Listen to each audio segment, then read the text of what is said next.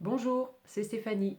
Bienvenue sur ma 15e vidéo, la moitié de mon défi, 30 jours, 30 vidéos pour développer ma confiance en moi devant la caméra et vous accompagner à développer votre confiance en vous dans les thématiques qui vous sont chères, les thématiques pour lesquelles vous avez envie de passer à un niveau supérieur, les peurs que vous avez envie de passer pour aller toujours plus et créer la meilleure version de vous-même.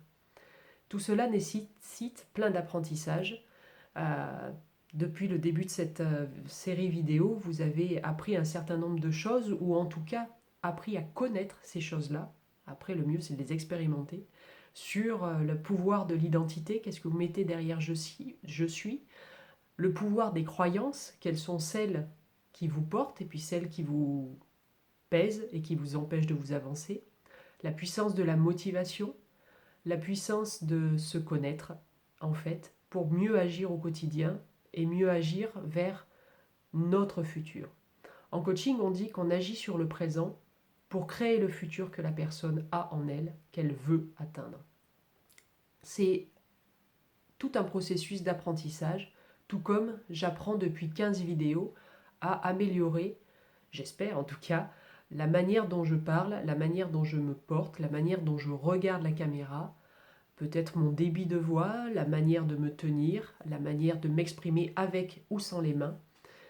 C'est vraiment un processus d'apprentissage et aujourd'hui j'aimerais vous éclairer de ce qu'on appelle les niveaux d'apprentissage et de la stratégie d'apprentissage.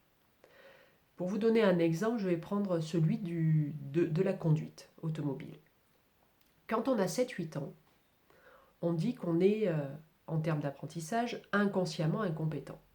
C'est-à-dire qu'à 7-8 ans, par rapport à la conduite automobile, on ne sait pas qu'on ne sait pas conduire. On voit papa, maman, les grands-parents, le conducteur du bus scolaire qui conduisent.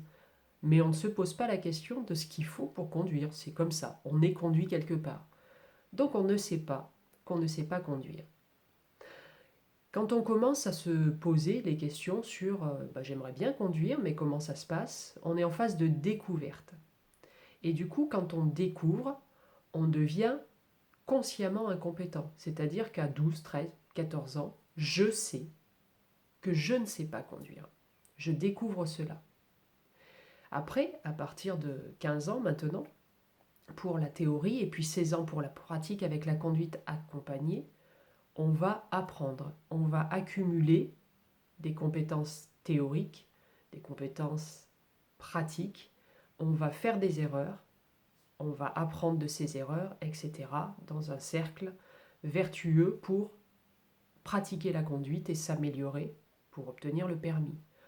On est alors dans ce qu'on appelle le consciemment compétent. Je sais que je sais conduire, mais ça demande encore un effort.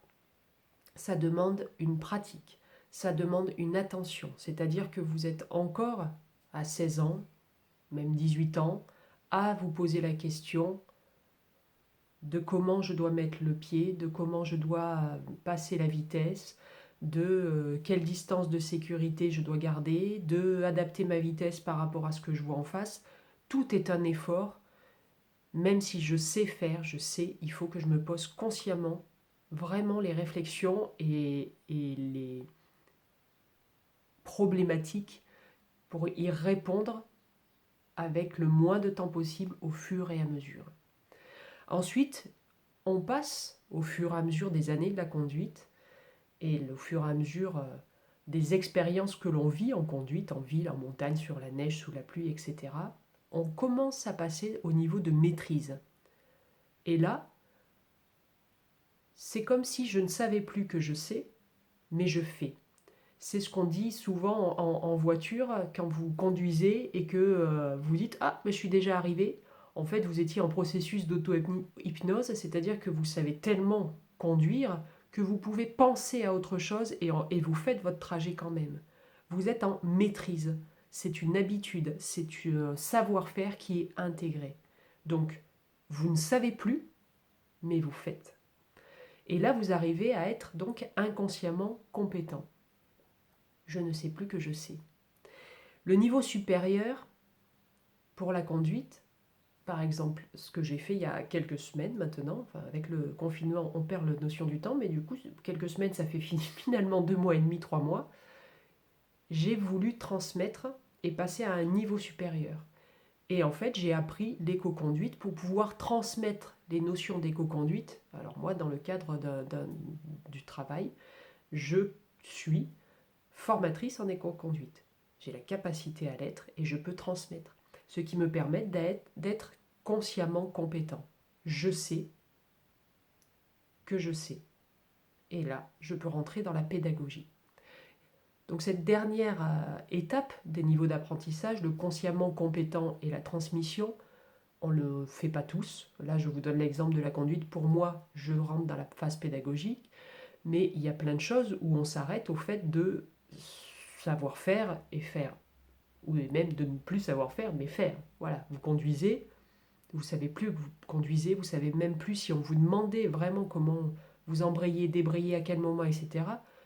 Il y a de grandes chances que vous ne sachiez pas l'exprimer. C'est aussi pour ça que c'est une difficulté pour les parents de faire la conduite accompagnée, c'est-à-dire qu'il faut se reposer les questions qu'on s'était posées nous-mêmes dans notre apprentissage pour pouvoir dire clairement, expliquer clairement à son enfant comment passer les vitesses, comment on fait attention aux distances de sécurité, comment on fait attention dans un rond-point au flux de véhicules, etc., etc. Du coup, là, dans mon apprentissage à moi sur les vidéos, je suis encore dans le consciemment incompétente. C'est-à-dire que je sais que je ne sais pas encore un grand nombre de choses. Et en 15 vidéos, 15 jours, on va dire une moyenne de 10 minutes par vidéo, ça représente tellement peu que c'est bien normal et légitime que je ne sache pas tout faire, que ça ne soit pas fluide. Et heureusement pour vous que je ne sois pas en auto-hypnose pendant les vidéos, parce que sinon je pourrais vous parler en même temps que je pense à faire mes courses ou à la cuisine que je dois aller faire dans quelques minutes ou quelques heures. Donc non, je suis en 15 vidéos dans le consciemment incompétente. J'ai encore beaucoup de choses à apprendre. Gardez ça à l'esprit pour votre apprentissage sur la confiance en vous.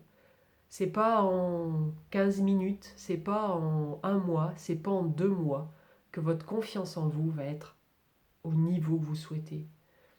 Donc, soyez bienveillant avec vous, soyez patient. Ce que vous vivez en termes d'apprentissage est totalement normal. En termes de stratégie d'apprentissage maintenant, il y a une formule qui a été donnée par un des pionniers du coaching qui s'appelle Timothy Gallwey, un coach de tennisman et puis aussi de golfeur, qui a écrit un certain nombre de livres d'ailleurs sur le coaching et sur l'accompagnement au développement de la personne, au développement mental de gagnant.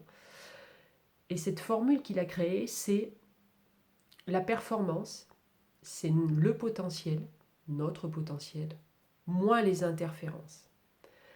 Donc quand vous voulez développer votre confiance en vous, quand vous voulez apprendre quoi que ce soit, considérez que vous n'atteindrez la performance que si vous utilisez vraiment ce qui est en vous, donc ça veut dire vous connaître, descendre au fond de vous, aller chercher ce que vous pensez savoir et qu'en fait on ne sait pas parce qu'on ne le fait jamais à l'école, développer votre personne en enlevant les interférences. Les interférences, c'est les autres qui utilisent le fait que vous ne sachiez pas dire non.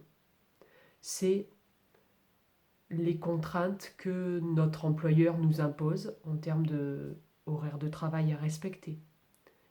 Et du coup, notre incapacité à dire nos besoins parce que on considère que notre travail doit peser sur notre côté personnel. Pour plein de bonnes raisons, on est d'accord. Avoir un salaire, c'est important.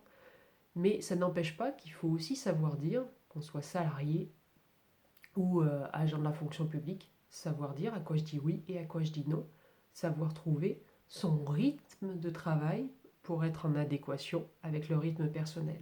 Et je trouve que voilà, on sort d'un confinement par rapport à une maladie, par rapport au Covid-19, et il y a autour de moi des gens qui se demandent pourquoi courir après le temps comme ça, pourquoi répondre à ces contraintes, c'est pas ça la vie, etc.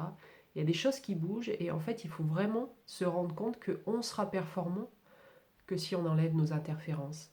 Donc travailler sur quelques interférences qui vous grève dans votre confiance en vous et je suis persuadée que vous allez la développer. Là aussi, c'est donc une autre stratégie. Réfléchissez à ce que vous mettriez comme mes interférences, c'est. Et posez-vous la question d'une action sur une interférence pour commencer en éliminer une, c'est pas facile à dire, ou même ne pas commencer, mais en éliminer une. Comment? Je vous souhaite une bonne journée, une bonne réflexion. J'espère que cette vidéo vous aura appris quelque chose et travaillez bien sur vos interférences. C'est la meilleure manière d'aller vers la meilleure version de vous. Bonne journée et à demain.